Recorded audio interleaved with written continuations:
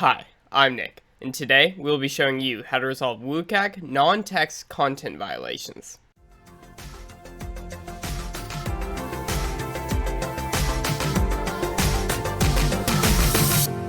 WCAG 1.1.1 states that all non-text content presented to the user must have a text alternative. The intent of this success criterion is to ensure that all information conveyed by these non-text content, such as images, can be determined programmatically. This accessibility violation has a few exceptions, such as tests and CAPTCHA. For more information on non-text content violations, check out this link here. Link also in the description below. Let's fix a non-text content violation with the help of the Mesmer JetBrains plugin. But wait! Did you hear that? Go ahead and smash the like button for the YouTube algorithm. Here we have a few non-text content violations.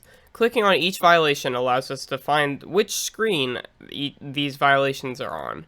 And then clicking on the resource ID allows us to immediately find the XML file responsible for these violations.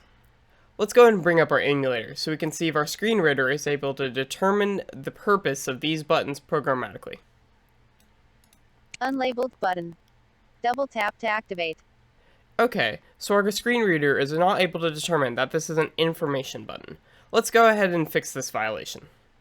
This violation is caused by the image button not having its accessibility text set. Let's go ahead and set a content description for this button.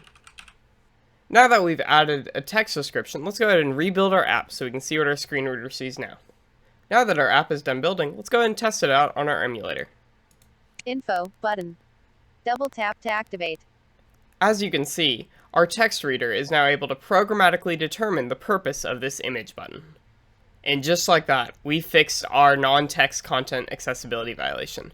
What accessibility violation do you have the most trouble finding? Let us know in the comments down below. Happy developing!